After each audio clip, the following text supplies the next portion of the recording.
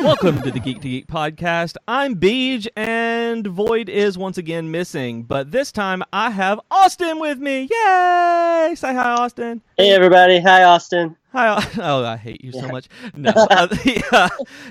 While Void is out, I have been tasked with putting together different podcasts with different people, and I figure since Austin came through with the new Dragon Quest Austin blog for the Geek to Geek website, that it would be a good time to really, A, talk about Dragon Quest, because we have apparently never done a full episode on it, and B, talk to him. He's my buddy, and we get because he is a crazy person and is on top of being an RPG gamer like the rest of us, is playing all the Dragon Quest games this year, like all of them. And he's not doing it in order, but he has set himself a task of playing all of them and blogging about it. So Austin, say hi to everybody. Tell us who you are, why you're awesome.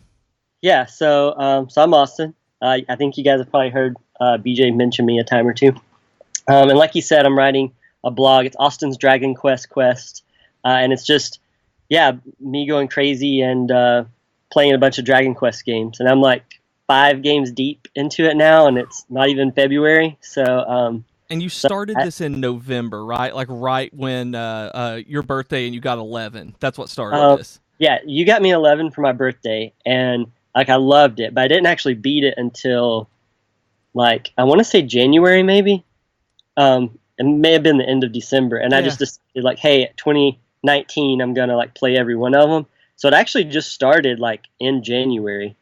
I went ahead and blew through the Erdrick trilogy, which is the first 3 in the series, and now I'm playing 7. I skipped ahead a little bit, and I'm playing 7 on the 3DS. Okay. So I've played 11 now, and I played the first Dragon Quest Heroes game, all of it, and then gotten about halfway into Dragon Quest Heroes 2. So I plan on finishing that one up as well. And this is really crazy for me because I've known you for years, and in the entire time that we've known each other, geeked out about different kind of video games, everything, Dragon Quest has never come up except for you mentioned Dragon Quest Heroes. That was what you liked. That was it. And now all of a sudden, you went all in on this. You went all in on you usually do with a Final Fantasy game or an MMO or Final Fantasy 14 specifically. It's so what was it about Dragon Quest 11 that made you love it? Because I know I've mentioned on the podcast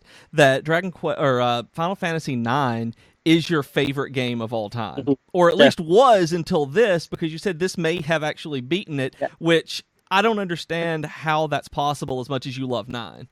I think 9 is still my favorite because 9 has been my favorite, not just RPG, but just game period ever since it came out, which I think was 2000, 2001. Somewhere around there, yeah.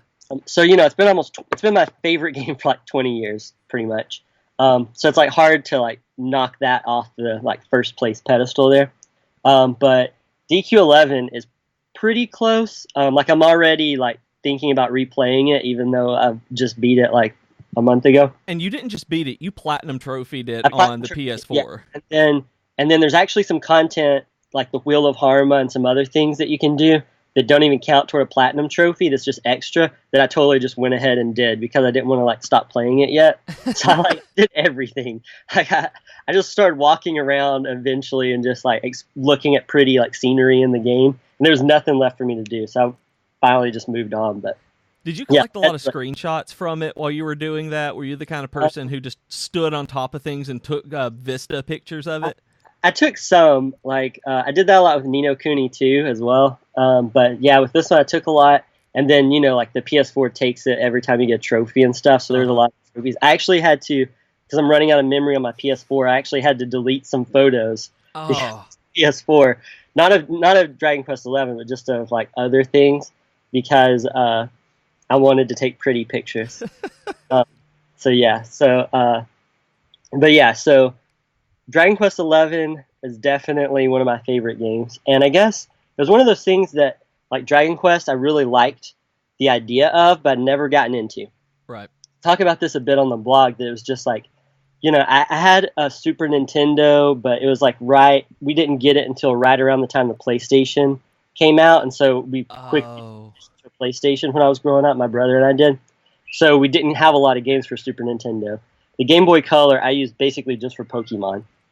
Like, 'cause we didn't have like a ton of money growing up, so like my parents, the video game money we got, like it was like Pokemon, you know, color. And so, you know, I just didn't ever get into it very much. And then when I saw Dragon Quest Heroes, I had to get it and play it. Loved it. And then when I started seeing footage of 11, I was like, I got to play this game. And then I expected to like it, but I didn't expect to just love it so much that I wanted to play every other Dragon Quest game that's ever been made. So. Yeah, it was one of those things where I didn't expect you to love this game nearly as much as you did, because I asked you what you wanted for your birthday, and I remember texting you, and you're just like, here's the list of games that I gave my wife, and so you know, this is just the stuff I want. And Dragon Quest 11 was on there, and it really wasn't any different than the others why I chose it. I was just like, he plays more RPGs than anything, so I'm going to go ahead and get him this to dive in. And apparently it was it was like the perfect gift that anyone has ever given, because I think this has brought you more joy than your 3 children at some point. Maybe not quite that much joy, but I have enjoyed it a whole lot. And I think I told you this one time, like my greatest regret is not pre-ordering this like collector's edition, because it was only $150, which for a Square Enix like collector's set, I mean $150 is like very inexpensive. You know, like I think I paid like $250 for the Heavensward like Final Fantasy 14 one. That was really just garbage. I mean, I didn't like it very much at all. I forgot about that. I forgot that you had paid the extravagant for the like Midgard-Stormer statue, was it? Yeah, and it had. I mean, I basically did it for the art book. Let's be honest. That's why I buy like all of the lavish collector sets. It's because of the art books. Like I've got the Kingdom Hearts 3 when pre-ordered. It's totally for the art book. Like. And that one's not too bad. That one's like $80, I think. But yeah, so I really wish I'd done that, but I didn't, because it was one of those things that I hadn't played a main, like part of the main series before. And so I wasn't sure how much I would like it. And it's like, it's one thing to spend $150 on a collector's edition of something you know you're going to love. Yep. But I didn't want to get stuck with like just a bunch of stuff that didn't mean anything to me. And now I really want it. They're sold out of it, and they're like $300 or more on eBay. So I'm just kind of like, to like longingly look on eBay. I'm assuming that they're even more expensive on Amazon, aren't they? Because eBay is usually where you can find slightly more affordable stuff like that. Yeah, probably. I'm sure. I don't know if I've even looked on Amazon, but they're usually more expensive, I feel like, on there. Yeah, and I remember it coming out, and I remember people talking about it, and I saw so many people saying it wasn't worth the $150 for it, because it was an art book, and I think there may have been a cloth map or something with it of Erdrea, and I think that's how you say it, and Erdrea, and it's but people were like, oh, this isn't nearly as good as Square Enix usually does. And so people didn't buy it a lot beforehand, and now it's skyrocketed because of how good the game was. Yeah, and I think it came with, I think it was the US edition. One of the ones I looked at, I think it came with like a plush, like Spirit of Lost Time, the little ghosty dudes. Yeah. I love those little ghosty guys. Like, that was one of my favorite parts of, I know I text you and I was like, I want to find out what these ghost things are. And like, I mean, you really don't find out for like the longest time in that game. Like, so what, 80 hours or something, isn't it, that it took you to find out? It's actually in the post game. Really, is like, so after you beat all of the main game, because Dragon Quest 11 has a ton of just post game content. Like you play through the main game, the credits roll, and then you don't even get, like, most Dragon Quest games have an ultimate key. Which is like a key you can run around and like unlock everything. Where they're like treasure chests hidden in like these little cages around the world, or in little cisterns and things like that. Yeah, they open like gates usually, and like treasure chests, different things like that in these games. And so you don't even get that till the post game. You don't even get, like, there's characters, like bad guys. There's so much story in the post game. I think they put it into the post game because they were trying to make it more like accessible. I think for especially like a Western audience, because it's such a long game to begin with, that after you sink like 60, 70 hours into beating the main quest, and then you watch the credits and you're expecting to maybe run around, do a side quest, do something silly, and then you figure out there's another like 20 to 30 hours of content in there. I mean, I know my brother-in-law, he didn't play anything past the post credits. He said it got too grindy for him, which I didn't have that problem because I just kept like running around, wandering into, if I saw something that looked cool, like I just started going off to it. So I gained a lot of levels just by exploring and running around and kind of goofing off. That's kind of where I am with the game. Just I haven't beat it yet, but that's where I am running through it. It's like, oh, that place looks neat, and I run over there and see a cool looking enemy, so then I want to kill it a few times. And then like 3 hours pass by, and you gain like 5 levels. Yep, and it's like, oh, where was I going? I need to go all the way over here and have to find a horse. Yeah, it's It's I get really distracted, especially on like tropical locations and stuff. Like if there's ever a beach and a pretty ocean game, like I just start wandering around the beach. Okay, so for everybody who doesn't know you, I want to point out that I have never met a human being who loves the ocean and the beach and boats as much as this man. That I cannot stress to you that how I've been trying to get him to move back to Alabama or Tennessee for years now because he lives in Florida and he's within walking distance of the beach, and I cannot pry him away from it. Like it's he left his family to live on the beach. No, it's but for real, he loves the beach more than anybody, so it does not surprise me that when you do that these are your favorite areas. You play games just because of that setting sometimes. Sometimes, yeah, sometimes. And so, but Dragon Quest XI I don't know how far you've gotten into it, but it's got some really pretty tropical things. I don't know if you did you get to the Strand? I think I did. I'm about 30 hours into it, if I remember right. It's right after you get the ship. There's a place called the Strand that your ship kind of... I'm sure I did because I've got the ship and I'm in Nautica is where I stopped. So okay, yeah, then you've definitely been there. Anyway, the Strand was like just so beautiful. I'm trying not to be too spoilery. Right. Because I don't like doing spoilers on the blog either, because I want people to buy the game, because it's totally selfish reasons. But here's one of the reasons I'm writing the blog and everything is I want people to go out and buy this game, because number one is I want so many people to buy it that they finally bring Dragon Quest X to the U.S. Okay, before... Right now you can only play Dragon Quest X in Japan. Right. So it's an online one. It's like Final Fantasy XIV or Final Fantasy XI, where it is online only, and it is not in the United States at all. It's not in English anywhere.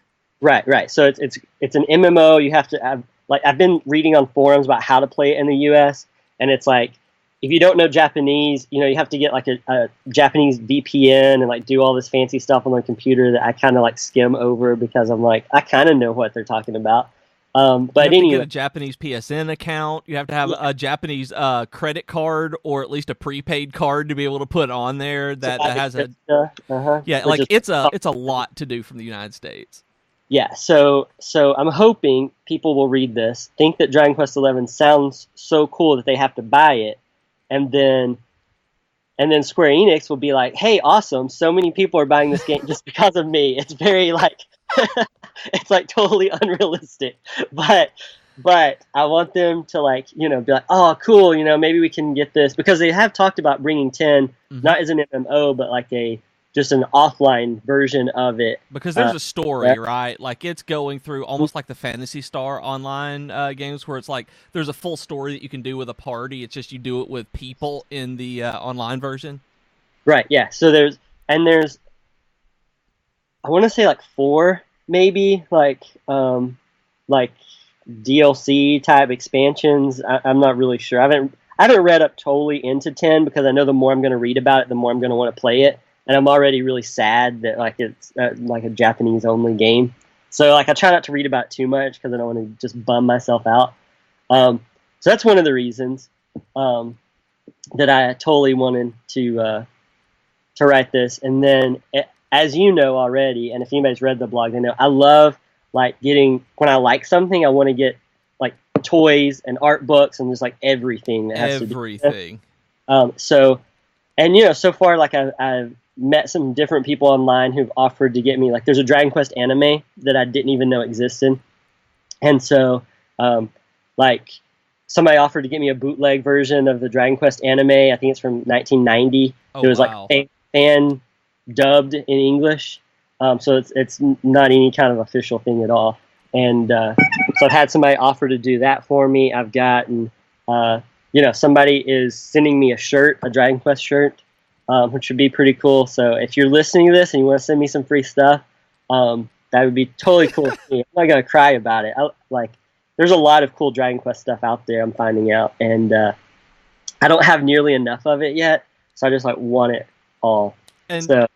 I mean, that's the thing. It's like Jennifer's also, by the way, made fun of me because of getting free stuff from blogging and things like that over the years. Like one time, I've gotten cool stuff before, but the one that really she doesn't understand is all of a sudden I got a package of Neutrogena skincare stuff for men in the mail that I don't know where it came from, but it was addressed to me, and it was all my sensitive skin stuff that I have to use. She's like, you and your blog, man, just stuff shows up. And it's like, yeah, sometimes it does. But it's like 11 has actually sold way better than any other Dragon Quest in the United States, right? Because the reason they never brought 10 over here is because the United States has traditionally been kind of hard for the Dragon Quest games to enter into the market. Like, they don't do great. Yeah, like Dragon Quest 11 is... The first year sales for Dragon Quest XI, I think, have been more than 7, 8, and 9 combined, I want to say. Holy moly. I'm not like super great at math, but I know 7, 8, and 9 was all in like the hundreds of thousands, those first year sales. Yeah. And then Dragon Quest XI, I think it's 4 million internationally. Is actually, I think I told you national, but I've looked into it, and it's nationally. Oh, okay. So I'm not sure if that counts Japan or not. Like, because usually, like when it's box office, it's like domestic and then international, they're separate. Yeah. So I'm not sure if that 4 million is worldwide when they say internationally or not, or if it includes Japan or then the rest of the world. I don't know. I would assume probably everything but Japan, because I know most Dragon Quest games sell like a lot in Japan. I mean, that's like they're big. I think it's their biggest RPG. Yeah. Like even now, I mean, it definitely once was, and I think it still is.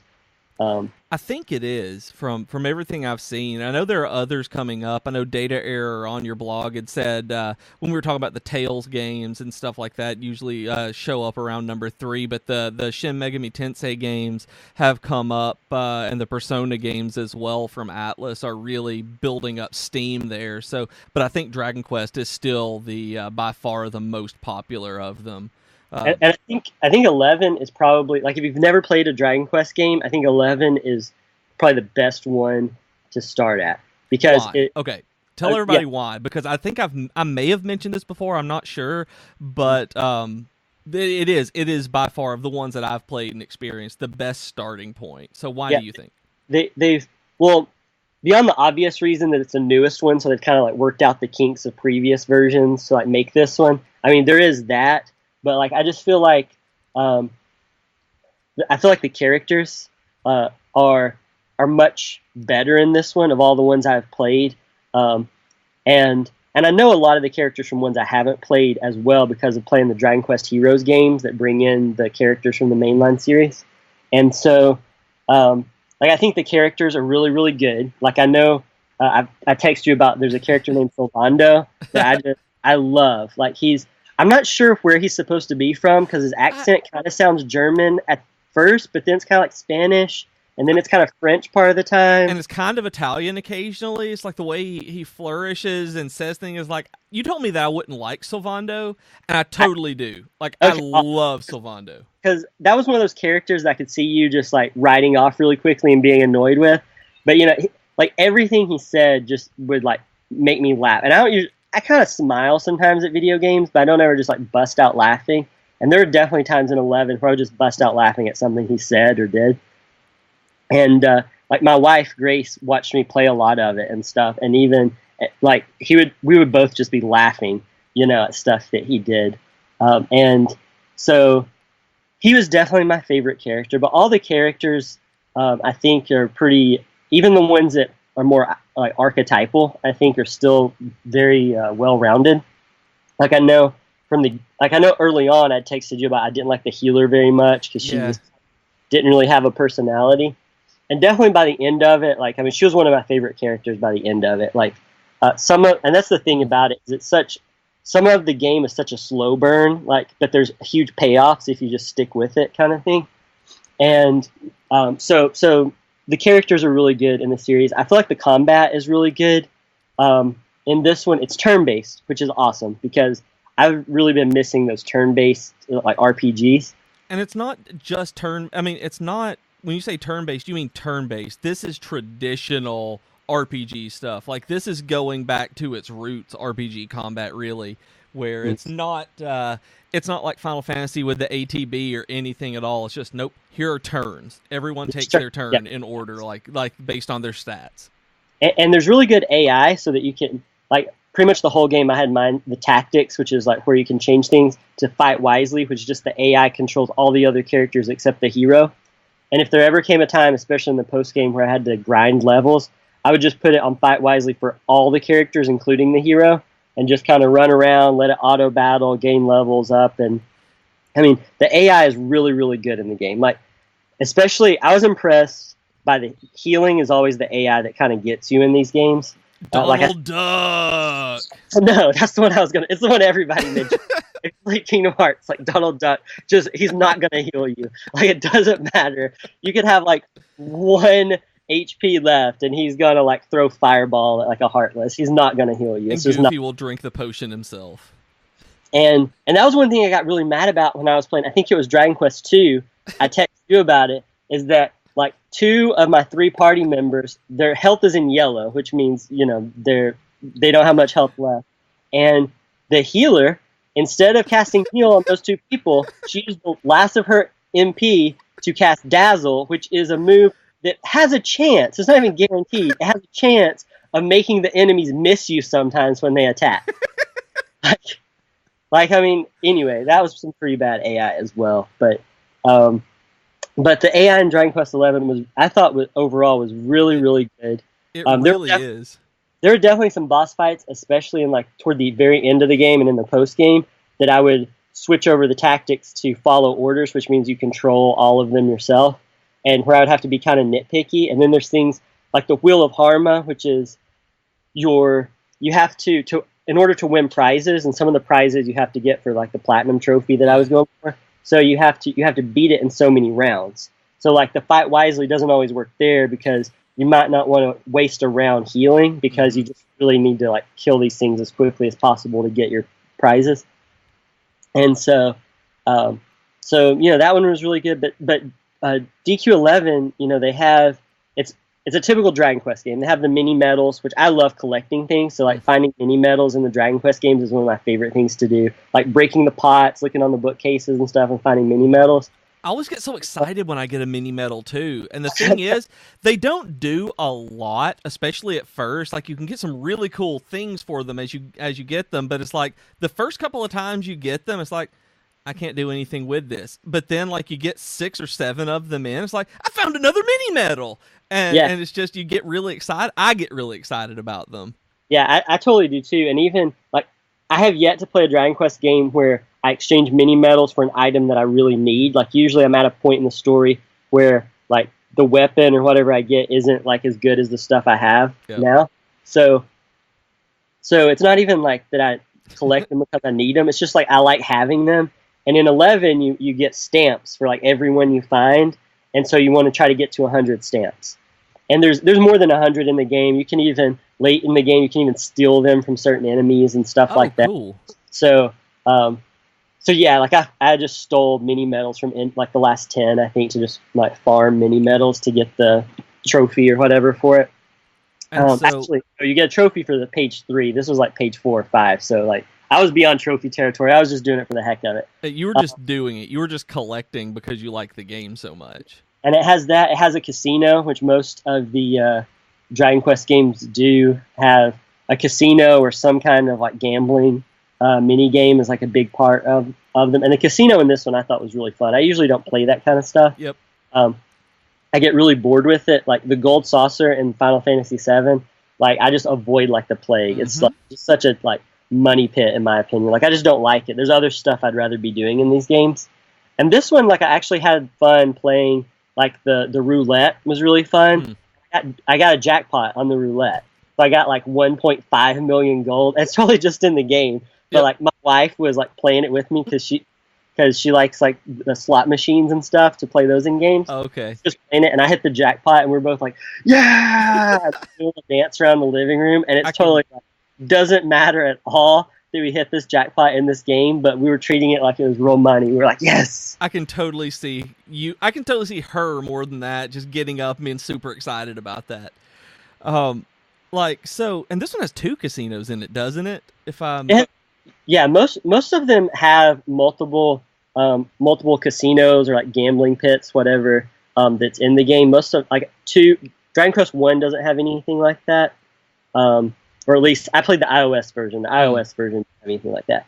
Dragon Quest 2, the iOS version of 2 did, and 3 did. I'm playing 7 right now, and 7 has, I think I reached the 2nd casino maybe earlier today. Anyway, they usually have different ones.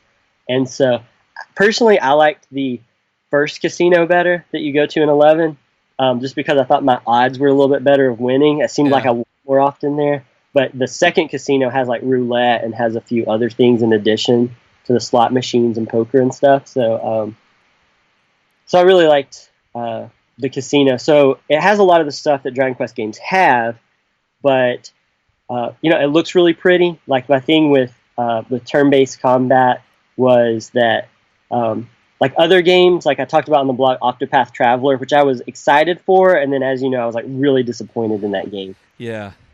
I think a lot of turn-based combat games that have come out now, they're like kind of the nostalgia heavy, like sprite, pixelated graphics. They're made to look like something you might play on like the Super Nintendo or like an early PlayStation game kind of thing. And so this one is like that, but it looks really pretty, which is what I like pretty things. So this. Yeah, I have tried to get you to play some pixel art games and 2D games, and you're like, nope, going too hard for nostalgia. Not going to play it. Don't care if it's good. And I can play games like the older Final Fantasy games, older Dragon Quest games. I can play if they're originally like that. If that's the game, right? And something about Octopath too, they had like a weird blurry thing on their sprites that just even you could turn off the shadowing and stuff on it in the setting, and it would give me such a headache. Like I don't know if I'm just getting old now or like what the deal is, but I mean I felt old. I was like, oh my gosh, a video game's giving me a headache. Like I was the same way with the blur around the edge of the screen.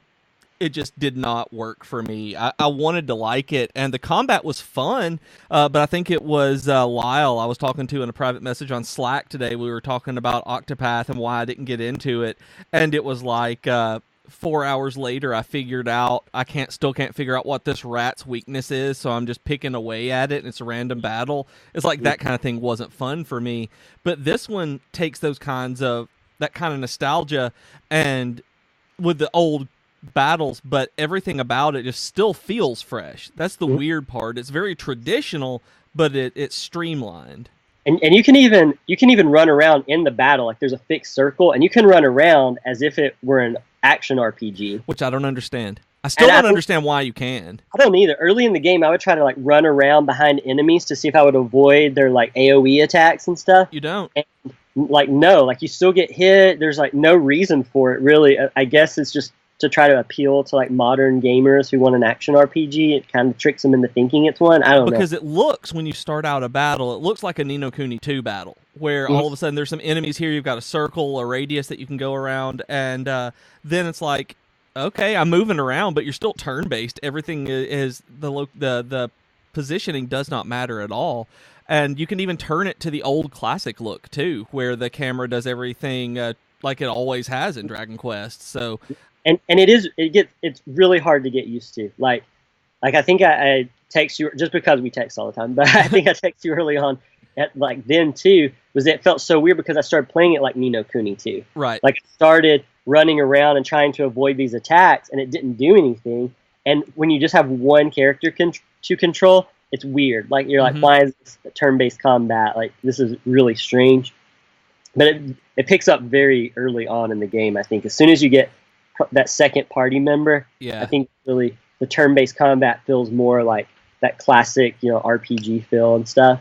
And the like people complain about the music in 11. Like that's the most common complaint I think I've seen online. And I've seen this, and I don't understand them complaining about it, but I see that Dragon Quest music is always an issue, no matter what platform it is. I always see someone complaining about the music because either it's not orchestral enough, or it's too orchestral, or it's too repetitive, or they had too many songs this time. Why don't you get back to the main themes we like? And it's like, I don't actually know what they're complaining about the music in this one, because I've only seen headlines, rolled my eyes, and moved on to a different video or headline. Like, I did not read any details about it. The complaint that I've seen, I guess, is that it's not orchestral, so people complained about it.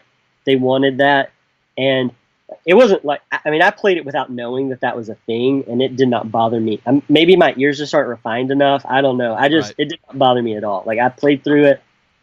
It was the Dragon Quest music that I was used to from playing Dragon Quest Heroes, and now that I've played a lot of the other ones, it's music that I know and recognize, and it hasn't really changed very much. But I'm cool with that. And the other complaint is, people complain about the characters looking the same because they use the same illustrator in all of these. Which is awesome. Akira Toriyama is awesome, and he is personally involved in the design of every creature and model in these games. Like, he has at least a say in them, if not doing it himself. And he's awesome. Yeah, people love him in the Dragon Ball stuff, but they don't want him in video games, I guess. And it just doesn't make sense to me. Because I'm like, if you take away that look from Dragon Quest and that music, it's not going to feel like Dragon Quest. No, and that's the thing. To skip down into one of the things that I was going to talk about, DQ8 was the first one I ever played. And I'd never touched any of them. Well, I take that back. I did play the original Dragon Warrior when they changed the name of it here in the United States. When I was a little kid, they made it sold so poorly that that Nintendo Power gave out copies of Dragon Warrior if you subscribe to Nintendo Power. So my friend Luke got that with his subscription to Nintendo Power, and we sat and played the original Dragon Warrior that way, and played it as much as we could. I don't have any idea if we ever beat it or not, but I played it then, and then I started playing 8 when I was last year. And the reason I started playing it is because my friend Bobby, 13th Story on Twitter, posted a picture of of his 3DS with one of the enemies on it, and I thought it looked so cool that I had to play this game. I went out and bought it. I asked him if the game was good. He said he loved it, but it was about an 60 to 80 hour game. And I just went out. I went to GameStop in Lawrenceburg and bought it because that was the closest physical copy I could get. And it's awesome. And it was because of the Akira Toriyama art that I saw one of the saber-toothed tigers. I honestly can't remember their names, but one of the tiger creatures. I was like, that guy looks so awesome. I have to play this game. And it was just immediate love for it. And then I see Dragon Quest 11, and it's the same kind of art. It's like they took the art direction from 8 and then made it as pretty as they could make it in 11. So I don't get why people complain about the art style, because that is the big draw for me. Definitely. So Dragon Quest 11, the physical copy of it for the PS4, you can reverse it where it has the classic looking artwork that they have. It's kind of cartoony and hand drawn, Yeah. Because the PS4 one here definitely they tried to make it appeal more to the US and stuff like that. So it looks different. And I totally just reversed mine for make it look more like the classic, cartoony looking drawing thing. And they do look really cool in the original Japanese ones, the way they do the manga style on everything. Is because I bought Dragon Quest 9 in Japanese, and I have it sitting over there just because it's pretty on my shelf. I look at it, it's that art is pretty with all the characters on there the way they are. And the artwork for when they brought it to the U.S., Dragon Warrior and Dragon Warrior 2, it looks so funny now, it doesn't look anything like the art style that Dragon Quest has. The covers, it didn't even look like the art style of the games then. No, it looks just so silly. And I get it. They're trying to appeal to the Ultima, D&D, by making the artwork look more like that. But it's just I don't know. I just think it's really funny to look at because I'm a big fan of the more anime looking artwork. Yep. Some games I think it works. Some games, I like it to look more realistic. But overall, I like the anime looking stuff. And they did a really good job in 11 specifically of making it look really cartoony, and stylized, but it never looks like it's over the top. It really does. It really looks cohesive throughout the entire thing, where nothing seems absurd to look that way in the world. And Right. it's hard to do because it's gorgeous. Like, this game is beautiful. Yeah, where it's like it's definitely not realistic, but it's not like Ni no Kuni, which is very much like a Studio Ghibli looking kind of art style. Like, it doesn't look quite like that, but it doesn't feel like you're playing a cartoon, but Yeah. it feels like there's kind of like a silly, cartoonish looking world out there. Okay, And- so you moved from 11 immediately, and it ties a little bit. Not to spoil anything for anybody, but there is a little bit of a connection between Dragon Quest 11 and the Dragon Quest 1 to 3. So Right. you went from 11 immediately into 1 to 3. Like, you didn't give yourself like any time, any breathing room between here. I think you may have like platinum Spyro the Dragon and then started playing Dragon Quest 1 on your phone. And you did that entire trilogy on iOS, right? Yes. So I wanted to play the rest of them, and it was really just serendipity. I looked on the iOS store for them, and they had a sale where all of the Dragon Quest games were on sale until like the next day. And so I was like, oh, I got to pick it up now. So I bought all of the first three because I knew I wanted to at least play the first three on iOS. And it was a really good deal. Like, I think I got them all for like under $12, I want to say. I mean, it was like like the first one was like $1.99, the second one was like $1.99, and then I think the third one I had to pay $6 or $7 for. I mean, anyway, it was like very inexpensive to like buy them all. And from what you've told me, that is about the way that they should be priced as well. That, yeah, I mean, one was really good. I really like one. I mean, it's definitely a mid '80s JRPG, and I think it was the very first JRPG. Actually, I think that it was. That's what I've heard. I haven't like spent any research on it, but that's what I've heard too. And it's fantastic. I really liked it. It's really good on iOS. Like, I think I would recommend. I haven't played it on any other system, but I would really recommend it because it is kind of grindy because it's an early JRPG like that, and it's really easy to just you can kill some enemies here and there while you're doing other stuff. And like for me, like I have 3 kids, and 2 of them are like little baby twins. And so there's a lot of like bottle feeding and like rocking and stuff going on. So it's one of those things where I could like hold them with one hand and just you can play all one-handed. So I just had the other hand like playing this while I'm rocking them in the dark. And they're falling asleep, and I'm just killing enemies on Dragon Quest. But it's very short. Like, I beat the game, I want to say in like 8 hours, under 10 hours. I want to say. Wow. The stats on my iPhone said it was under 7 hours, and I don't see how that's possible because I know how much time I spent, because there were some times that I spent like an hour just wandering around places, and I was too stubborn to look at a fact or anything.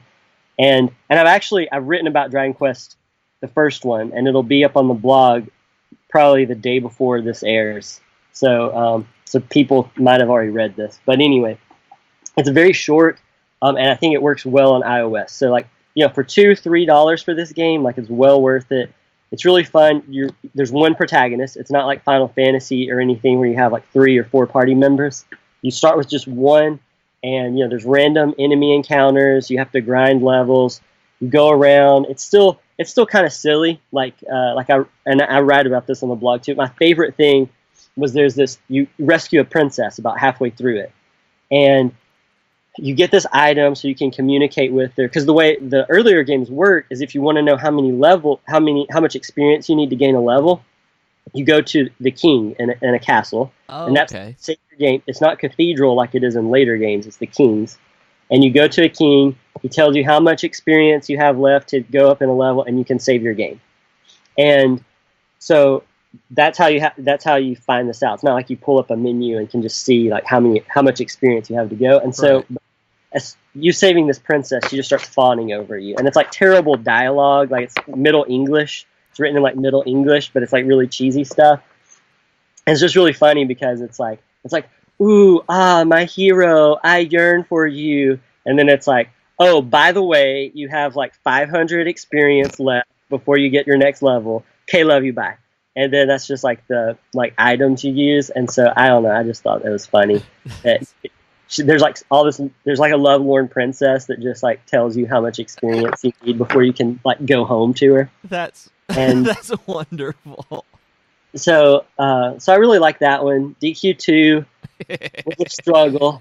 I got very frustrated with it in several places. And I should back up for a minute and say I realize that these games are way easier on iOS. Like I'm very much aware of that fact. So it's hard to complain too much about it, but still, Dragon Quest II, and it's not that it's a bad game. It's a good game overall. It's that the last, like, the final bosses, really, it's kind of RNG based on, like, what attacks they're going to use. And, like, I just had some really bad luck with getting hit with, like, some terrible attacks in a row that just, like, wiped my party members or one party member. There's a prince I know we were talking about. It's the hero, he's a prince, and then he meets up with another prince and a princess, and they're the three main party members in the second one. And the prince just, stayed dead so much.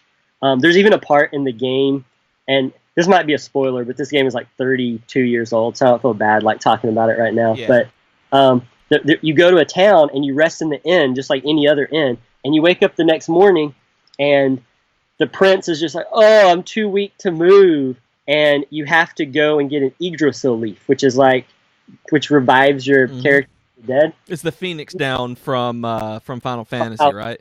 And in the early games, you can only hold one at a time, and they're not common.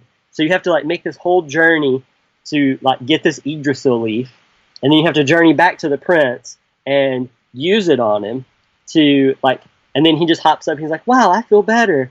And anyway, it was a really weird moment in the game. There's a part where you have to find sunken treasure. Oh, man, this sunken treasure, y'all. I got so many. I was lying on the couch. I can't remember what I was doing, but I was on my couch, and I just start getting these, like, rage texts about... I may have been playing Pokemon, actually, and I get these rage texts about not being able to find this sunken treasure, and that he was supposed to be able to find this sunken treasure. He's looked up how to find the sunken treasure, but there is no sunken treasure. And then I look up all of these things on the internet and send links to him about this. It's like, I've looked at that. I did what it said. There's no sunken treasure. And it's just wonderful that even... We're 17 hours away, roughly, and from those messages alone, I knew how angry he was, and I knew what his face looked like, because we've all nerd raged that hard on one part of a game before, and I'll never forget the sunken treasure in DQ2.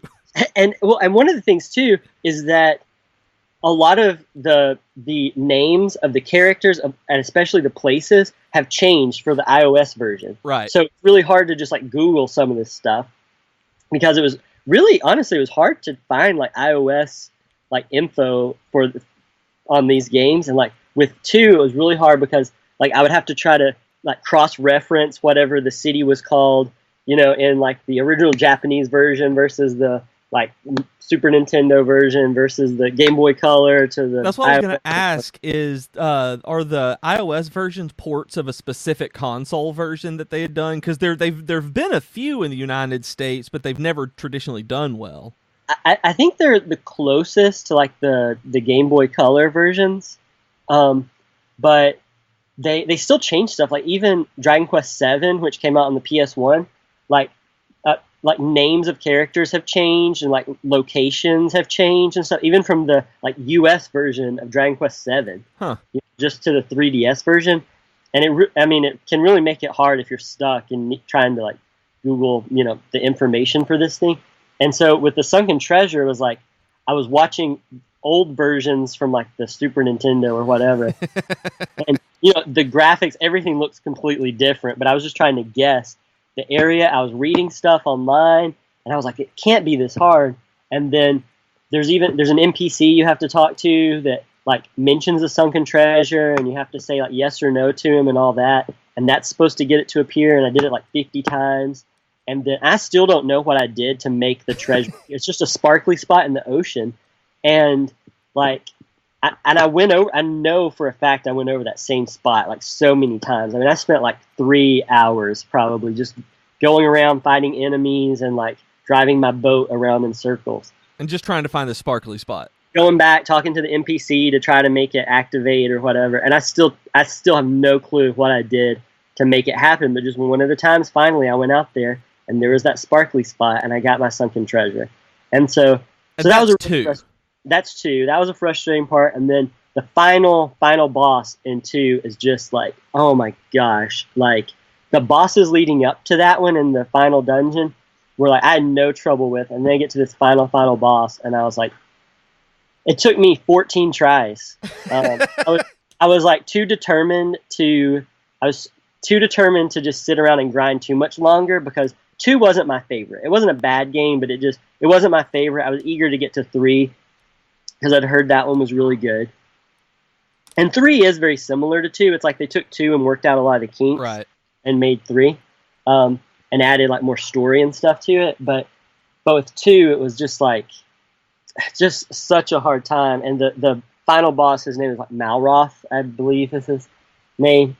And really, like I would get really far in the boss fight with him. I don't know. Maybe I'm just bad at video games. I don't know. But I would get really far into the fight with him where I was like, yes, I got this. And then he would use like fire breath back to back and just totally like destroy my whole party. And so it wasn't, but when I finally got it, I mean, I felt like I'd earned something. Like, I mean, I felt really good about beating Dragon Quest II when I finally got there. Yeah. And I did go back and grind levels from the first time I ever got there. I went up, I want to say like 8 or 9 levels. Like, I mean, I just sat around and just like grinded up levels for the longest time, just killing enemies and just, walking around, wasting time, killing it stuff, and then went back to it. I knew the layout of like the final dungeon very, very well by the end. I made like several attempts in to try to fight the boss. And then finally I did a quick save, and like right there before I go to talk to the guy, and, went over, talked to him, and, anyway, it was tough, but I was very thankful to go on to 3, which I liked a lot better than 2. But they are very similar. And again, it's not that 2 was a bad game. It's just that it was between 1, 2, and 3. 2, I think, is definitely the weaker of the Erdrick trilogy of those 3. And 3 pulled some stuff on you too. Like I remember you messaging me about 3 being a lot shorter than you thought it was, and it turned out that was not the end of the game. And like, this is years before Final Fantasy VI. I mean, Dragon Quest 3 was released so that if I'm remembering right, that Dragon Quest 3 was released, Squaresoft got really freaked out that it did so well and kind of rushed Final Fantasy 3 out, which is why it's a steaming pile of garbage. And apparently Dragon Quest 3 is good. Dragon Quest 3 actually came out just, I think, about 6 months after the first Final Fantasy. Oh, okay. Wow. Yeah. Okay, yeah. So I want to say the first Final Fantasy was like 1987, and Dragon Quest 3 came out like early 1988. Okay, then yeah, I'm wrong. So the 3 Dragon Quest games preceded the 3 Final Fantasy games by quite a few years. But 3 was a lot better. It had a cool job system. You're basically one hero, and you go to this place and you can hire out mercenaries, and they're different classes. So you can kind of pick and choose. Okay. There's like a thief. There's like a priest. That heals your party. There's a mage. There's a warrior, which is kind of like a tanking, hard-hitting class. And there's merchant. There's some just kind of different classes thrown in there. Which is really revolutionary. I mean, this is, I think, the first job system in an RPG as well. Like, they kind of revolutionized that, of being able to be a merchant in an RPG and have a combat class like that. And that's one of my favorite things from Dragon Quest 3 is in a lot of Dragon Quest games, there's a town that you usually like you have to find people in the overworld to go and join that town, or like you do something with and you visit it over a period of time, and like the town gets bigger and bigger and you can get like better items or a reward from it. And 11 has that too. I want to say that 11's is in the post game. It's toward the end of the game if it's not in the very post game. But anyway, 11 has that too. But in 3, what you do is you have to go get a merchant from the clan hall or whatever, bring it to this town, and you can just make a level 1 merchant. You don't have to like do anything special with them. And you drop them off, and you visit them at different progressions throughout the story. And basically what happens is the merchant starts this town with this other guy for you, and then the town kind of prospers. The merchant gets super cocky, declares himself basically a king, and has like a gambling hall and all this other stuff. Then the people, you visit another time, and like the people are starting a rebellion and they're like planning to like overthrow him and all this stuff. You go back the next time and he's like in jail. Wow. And then finally toward the end he's like, oh, I think I've seen the error of my ways. I'll like join you again if you want me to. And he goes back to the clan hall and you can use him again if you need to. Wow. But I never That's really awesome. I never played with merchant very much. It just I use priest for the heals. I use the warrior for the attacks, and then I used mostly a mage for the rest of it. I beat the game with the mage in my party. So that was another one I used. You've played the first 3 Final Fantasy games as well, right? Yes. How do they compare back and forth? Because I actually don't like Final Fantasy 2 and 3 very much. 3 I absolutely hated, but I've never played, like I said, DQ1 when I was a kid, but I've never really played them, so I don't know how they compare to each other, given that they're around that same era of RPG within these series. I think the biggest thing is probably like the style. The first three Final Fantasies, I think they're all orphans, right? And I know in 2 and 3 they're orphans. I think in 1, it may never say. In 1 it may. I don't think they do. I think you're the heroes of light in 1, and it's just like, hey, do this crystal stuff. So yeah, it's basically you're these 4 heroes of light, and you do crystal stuff in each of them. And so and whereas Dragon Quest is very much you're a hero, you're a chosen one, you're like a descendant of a hero, and you have to go and set out on a quest to like kill a dragon lord, kind of thing. And so the story, so the play style I think is different, but also like even earlier on, I think there were things that you see in like Final Fantasy games, like an evil empire and things like that. Like I feel like Final Fantasy was like really heavily influenced by like Star Wars and stuff like that, an evil empire and all this stuff. And a lot of it, even in like starting with 2, there's that evil empire that like killed your family and all that stuff. I can't even remember, what is it, like Palamecia or something like that, I think is the name of the empire. I don't even remember in that one. It's been so long since I touched 2. Yeah, it's been a long time. The last time I played it was, I bought the Origins version on PS1 and tried and played it on PS1, which was, I thought, a better version of it, but it still just wasn't really the game for me. And so there is that. I think the first 3 Dragon Quests are more manageable, and maybe it's because it's like in the first one you just have to worry about one person. So you can find things like you find like seeds of like agility and seeds of strength, which like boost your stats. And you don't have to worry about splitting it up between a party. You just boost your main character. It's kind of like a Zelda game where you just have to worry about Link. Like any items that you get, they're all for Link. And Dragon Quest is kind of like that. The first one, you have to worry about one character, that kind of thing. And like to a certain degree, I want to say Dragon Quest is simpler. Like there's not, especially like later Final Fantasy games. Oh gosh. It gets very complicated. But just talking about strictly the first 3 in each series, I think. I mean, really, the first Dragon Quest reminded me a lot more of like the first few Zelda games than it did the Final Fantasy games. Even, I mean, there were like random enemy encounters and things like that, but I think maybe the world, it seemed more whimsical, and kind of Zelda games seem more whimsical to me than Final Fantasy games. Yeah, I can see that. And like Dragon Quest is definitely one of those series that it's silly. It doesn't take itself too seriously, and like, you know, there's lots of the enemies are always most of them are pun based names, which I know you love puns. Oh, I love them. The names of the enemies in Dragon Quest are by far one of my favorite things they do. And so the first one doesn't really have a lot. Like, it's got the enemies that you're used to, and that you see throughout the rest of the series, but none of them really have like pun names. But starting with 2 and then 3, you know, there's some really good ones. I saw one in, I want to say 7 maybe is the first time. It's a Meowgician. It's a cat magician. No, those are in 11. I saw Meowgicians in the early part of 11. Okay, cool. So, but I mean, I'm talking about in terms of like when it made its first appearance. Like 7 is the earliest. Oh, okay. And I haven't played 4, 5, and 6 yet because that's a trilogy as well. So I'll probably play that one after 7. But anyway, so and the only reason I'm playing 7 is because it's different from the other Dragon Quest. It's more like episodic almost. And it's pretty standalone compared to. I mean, they're all standalone. Right, but they are kind of divided into these trilogies and eras and kinds of games, and it's the most 9 and 7 are really the different ones. Like they kind of stray from the more traditional path that the other games play with. Yeah, and I'm eager to see how 7 ties if it ties into any of the others at all. And I kind of think it will, because even though they're standalone, like they usually tie in somehow to each other, which is kind of different from Final Fantasy. Right. But yeah, so 7, you collect fragments.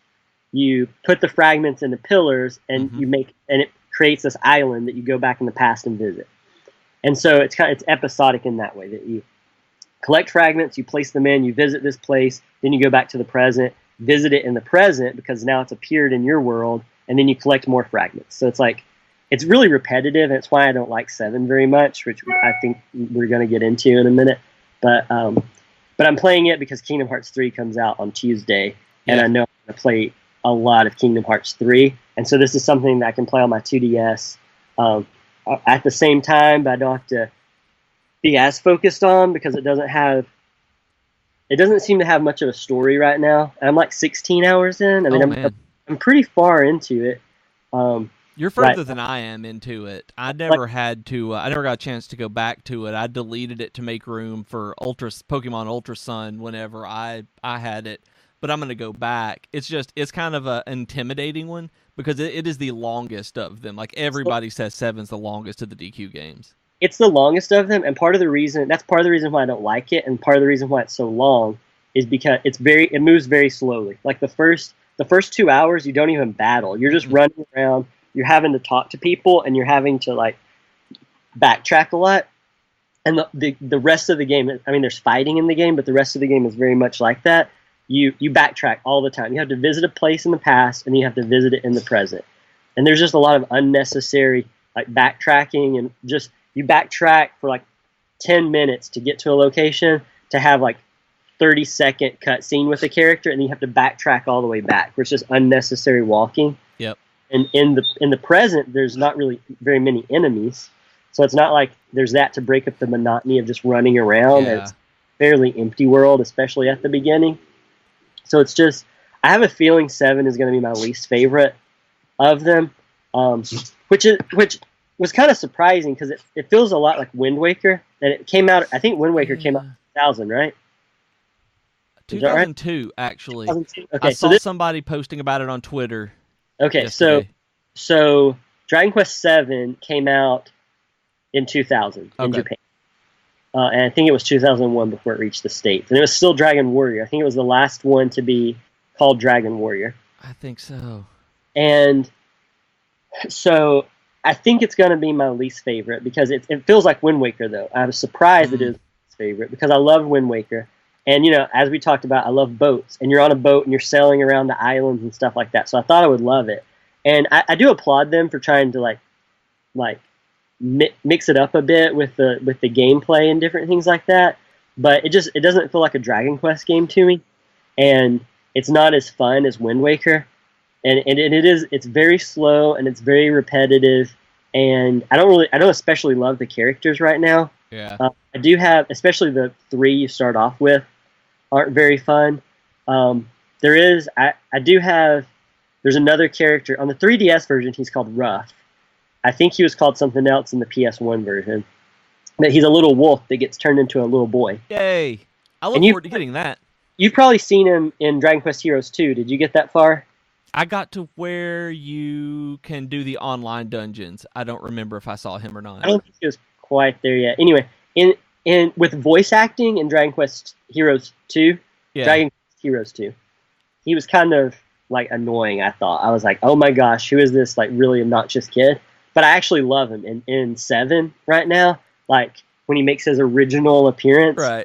Actually, really, he's fun. He's goofy. He rides on a wolf and he uses wolves to attack and stuff. Like he'll call wolves and they'll like run across the screen and stuff. Similar to Shadow in Final Fantasy VI. Yep. That sounds awesome. And I think with 7 too is it kind of had like the deck stacked against it anyway because it came out in 2000, but the original PS1 version looks very dated. And it was at the end of the PS1 life cycle there where it hit at the kind of the same way that Final Fantasy IX did, where it's very good. The graphics are excellent for what they are, what they could do, but it came out at the wrong time. And Dragon Quest 7 though wasn't 3D. Was it not? No, I never played it on the PS1, but the screenshots I've seen from like looking at stuff, and you can look this up if you want to really quick to make sure I'm not wrong. I saw it looked more like sprite based. Oh, it looks more like Final Fantasy VI. It does. Overworld, yeah, where it was, and it came out in 2000. So I mean, it was like, so it almost looks like Wild Arms. Looking at it just on the overworld and everything, yeah, it looks completely different than the DS one. Yeah, and especially considering like where Final Fantasy, because Final Fantasy IX came out in like 2000. So you're looking at other big like JRPG series at that time that were already 3D. Ocarina of Time would have been out around that time, right? It came out in like 97, I think. Yeah, it was like 90s. Yeah, so I mean, that's what I'm saying. Like Final Fantasy, Zelda, like all these other big titles that are kind of similar were like, looked way more technologically advanced. And then you had DQ7 that kind of still looked like a Super Nintendo game. Yeah, maybe what they were going for at that point. Yeah, so. That's true, but I think I think that's why I think it's probably I haven't I don't just sit around and read like old Dragon Quest reviews, but I think 7 might be kind of like the black sheep of the family. Yeah, from like kind of some things I've read because I know I haven't enjoyed it very much. So I was kind of like looking into it. And it seemed like upon its initial release, at least, like it didn't get just a ton of love compared to some of them. So, like, I see looking down a little bit to move forward a little bit and kind of wrap up the main part here on Dragon Quest. Like, I see some DQ trinkets that you've got. Like, I know you mentioned that there's a shirt coming, that you're getting a cool new shirt. But I see that, and you told me about the Dragon Quest IX strategy guide you bought because you love art books, and because you can't get the $300 11 art book, you bought a $6 strategy guide for the art. Yeah, I buy up a lot of strategy guides, especially for older games because they're typically inexpensive, and Dragon Quest ones have been like that too. And it's not even that I use them; it's just that I like the extra artwork in them, and so especially if I buy a game used and stuff like that, and a lot of games now it makes me sad because they don't come with manuals and stuff inside of them, and I like that kind of stuff. So yeah, I found the Dragon Quest IX strategy guide for $6. I have the game now for the DS, but I didn't even have the game at the time, and I was just like, $6. This is gonna be cool. Yeah, I haven't really flipped through it too much because I don't want like spoilers or anything. In there, but I have that, and then. My goal, because I played the first 3 on iOS, I like having things to hold. Like I want the original versions of them at least to just like sit on my shelf and stare at sometimes. And so and they're not too bad expensive. And so I recently got the Super Famicom version of DQ3, which looks really cool. The artwork and stuff on it looks really cool. Did you get the box and stuff with that, or is it just the card? I got the one that comes with the box and the manual. Like I want like the complete sets of that. I'll spend the extra money for the complete set because that's what I want. And it's crazy that you can get the Japanese versions of those way cheaper than you can get some of the American releases because they were released in such limited quantities. Mm-hmm. That it's I know that 4, 5, and 6 on just to get the DS versions of them in the US looks insane. Mm-hmm. Like the prices are nuts. And I don't know if part of that is it's limited. And I think too maybe they're more expensive because people can play them. Mm. You know, like it's a lot harder to play the Japanese version of them, and a lot of the Japanese versions are a lot older than the American ones.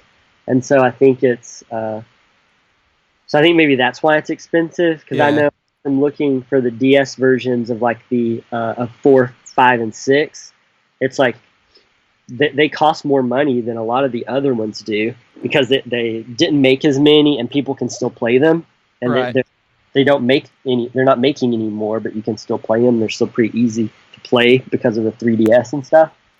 And speaking of that, I just want to warn everybody out there, if you go on eBay looking for DS games, not 3DS games, but regular DS games, that there is a rampant amount of reproduction out there where people are bootlegging DS games, that they're making counterfeit cartridges and flashing ROMs to them and trying to pass them off as real carts. So if I found this out with Pokemon specifically, that if you see them significantly cheaper than you do anywhere else, like from like Heart Gold and Soul Silver were like $60 a piece, if you can find them for like $10 for the card only, they're not real. And so be careful about that. I mean, they're playable, but they can mess up your DSs. So you weigh the options. Sometimes you have no problem with them. So they're just not the official ones. But if you guys go looking for any of this stuff for the regular DS, be aware that's out there. So we should probably move on into the next parts of it. So do you have anything, like, you're going to be blogging about this? You're going to be regularly blogging weekly about this on the Geek to Geek site at we didn't say earlier, but it is at geektogeekmedia.com/DragonQuestAustin, and that's where your blog is going to live. There are links on the main page, everything. So, but like, what can people expect out of that? What are you going to be doing about this? Are you going to just rehash the podcast over and over again? So right now there are, I think, 3 or 4 posts up about Dragon Quest XI, because I'm kind of just going in order of me playing it, and it's really just kind of like almost like an online memoir of just me playing Dragon Quest and being obsessed with it. And so, you know, I try to be like as candid with it as possible, and so. And, you know, I don't want to spoil it for people, because I do think people should play the series. I think it's a series that doesn't have a ton of I mean, I think there's a following, but I think it's closer to like a cult following. Yeah. You know, it's definitely not like just this big, you know, franchise here in the States right now. I think it's getting bigger. I think it's definitely gotten bigger in the last like few years, but oh yeah, for sure. You know, I want people to play it, but really, I mean, it's just me talking about, you know, different things that I've run into, and like I said, the first post about Dragon Quest I will be up by the time people are listening to this. So that's about where we are. So the posts are a little bit behind to where I am in the series, because I've been just playing through it so quickly and you know, doing the post weekly and stuff. So, but you know, it's just me talking about Dragon Quest and different things that you know, that have stressed me out about it, that I found funny about it, or that I had you know, just really enjoyed about it or didn't like so much, kind of stuff. Like, I know the latest post that was the last one I did about 11 was just about the post game, but it was also about just a few complaints I had. And honestly, to me, the complaints that I had for that game were very small. They were very minor. Especially when you consider how long of a game it was and how big of a game, like all the different things that were in that game. Like the fact that I could only really find just like 3 or 4 tiny things to complain about. Yeah. And I will say I am still waiting for that like great villain. And I think I might have mentioned this in a blog post, but I haven't just like dived into it very much, is that like right now in all the Dragon Quest games I've played, including Dragon Quest Heroes, it's kind of like the bad guy is just somebody, you usually don't even see them for a long time, and they're just kind of a name. And then you run into them, you beat them in order to beat the game, and they're very flat, they're kind of boring, like they're just kind of a boss to beat the game, and I'm kind of disappointed in that, I guess, overall. But that's really the only thing in this series that just like I have like been kind of disappointed with is that they're like I wish there were one of the, and I haven't played 8 yet. I'm putting off 8 because that's the one that everybody like loves so much. Right, which was my intro into the series. So I'd played 8 first and moved on from there and loved the rest of them. But 11 is definitely a successor to 8, so you kind of had the same reaction to it that I did 8 because 11 didn't exist in English yet. And that's why I'm waiting to play 8 last, because 11 and 8 are supposed to be like the two like best ones. So I started with 11. I want to end with 8 because I don't want to play 8 and then have to like force myself to play some of the ones in the series that maybe aren't as good, you know. And so I want to like have the like great one waiting for me at the end of the line. So I'm kind of waiting to play that one. And so there are some that I haven't played, and I would say if any of them have a good villain, it's 8. You've played it. It's not bad. Like that was one where it's not a faceless villain like it is in maybe some of the earlier ones like this, just the cardboard villain. Like it's still this kind of epic evil villain kind of thing, but it's there's more to it.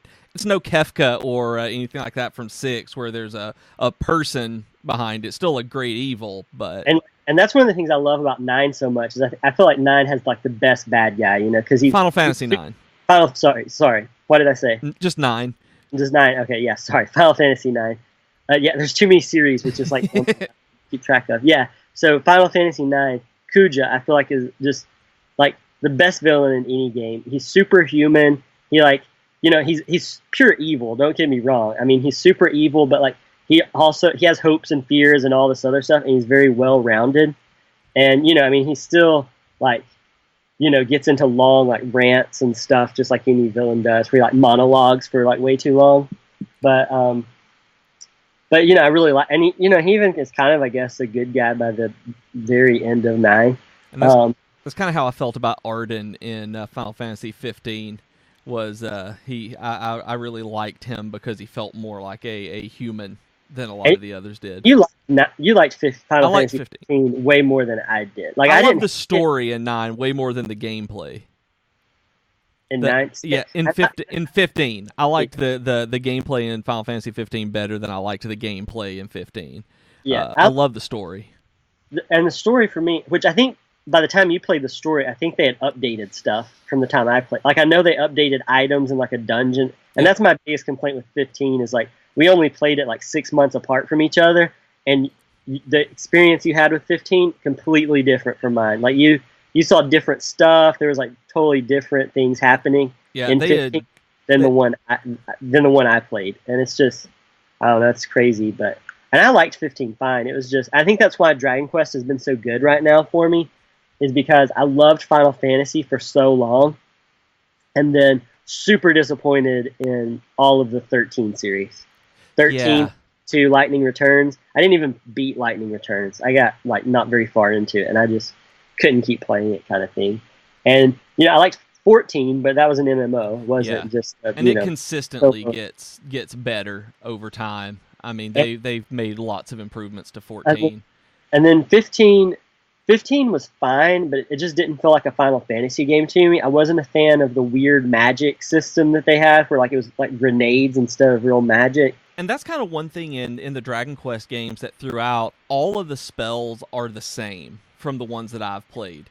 Dragon it doesn't change much. I know it gets a lot of flack for that, but I mean, I really appreciate that. I mean, I know that, you know, people criticize it for not being innovative enough or not changing enough throughout the years, but it's one of those things that, you know, honestly, I wish Final Fantasy would like stick more to its formula than what it's like become in the last 10, 12 years. Yeah. I love 12. 12 was the last Final Fantasy game that I just super duper loved.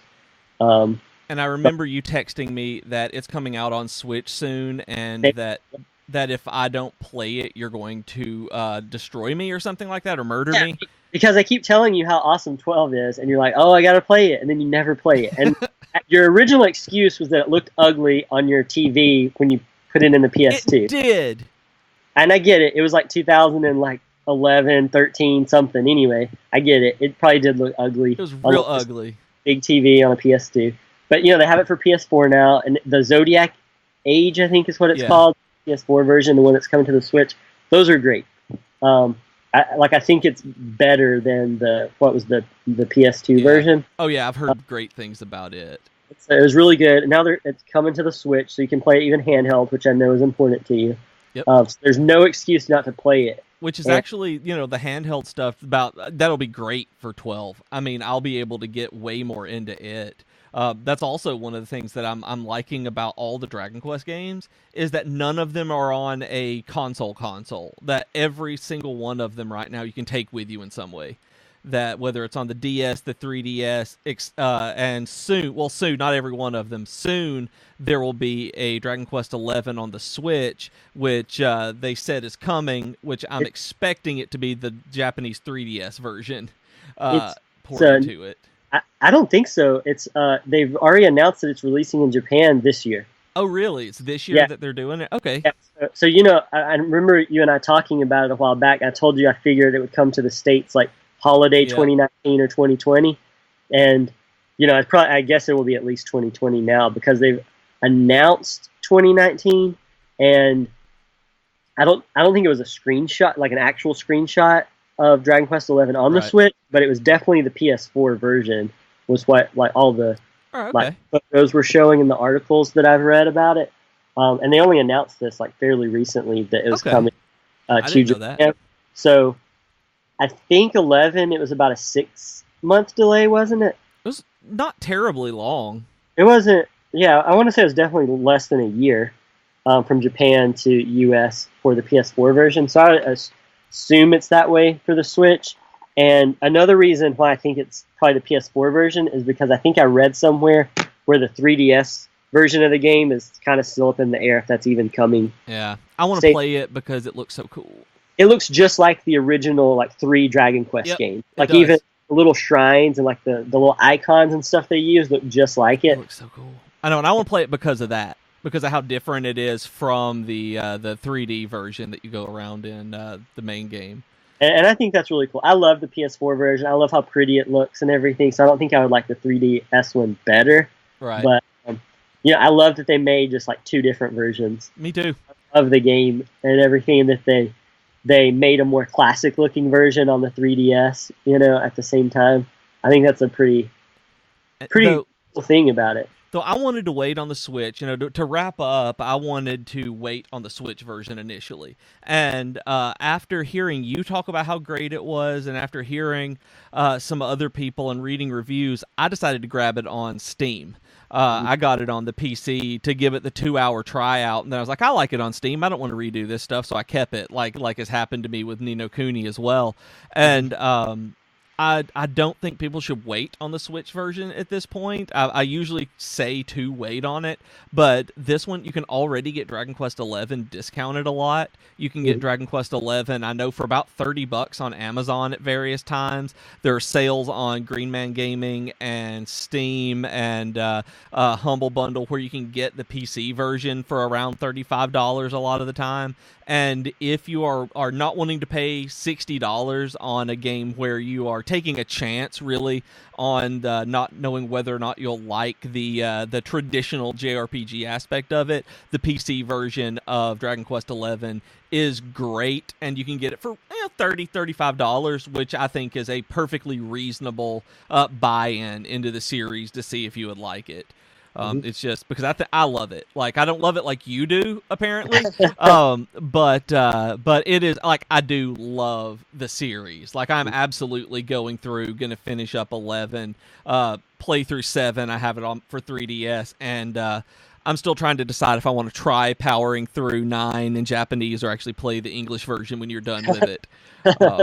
But yeah, so So yeah, thank you for talking about Dragon Quest. I mean, I absolutely cannot wait to read your blogs as they come out and see what you think about the rest of the games.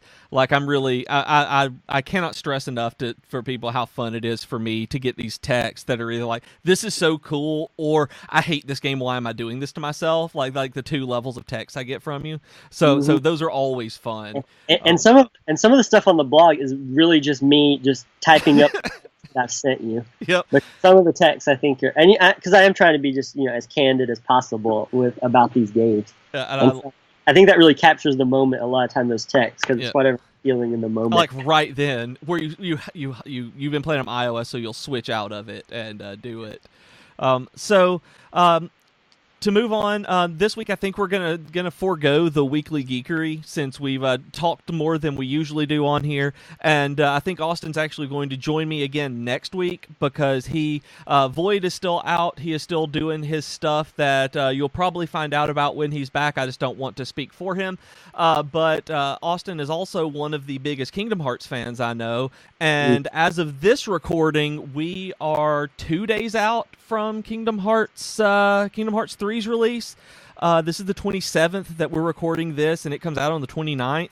So that will give us roughly a week to be able to play Kingdom Hearts 3, which I know a lot of you guys are going to be dropping everything to play, and those of you who aren't, please drop everything and play it because it's going to be awesome. Actually, I don't know if it's going to be awesome. I'm really trepidatious about this. I'm hoping against hope, really, that this is going to be awesome, but I'm going to be playing it a lot, and I know Austin is going to be playing it a lot. So since Void is out, we're going to have Austin again, and as we geek out about Kingdom Hearts next week, we will also geek out about all of our geek out stuff. And then, so there's that. So where can people find you online if they would want to talk to you about Dragon Quest, give you free stuff, all of that? So the blog there, but also I'm on Twitter a lot. My Twitter handle is Austin King Books, because I originally started it when you and I were writing books. Oh, yeah. We wrote a book together, by the way. It's called Nimbus. That's right. So the Twitter handle is at Austin King Books, but I hardly ever talk about books. I mostly just talk about video games. But yeah, so you can talk to me on there, because I'm on Twitter all the time. Other social media I'm not really on very often at all. But definitely Twitter. I mean, I talk to people all day on there. So. Which, by the way, just for you guys to know, he used to hate social media so much and make fun of me for being on Twitter all the time. And when I get a message from him on Twitter instead of a text, I'm like, I won.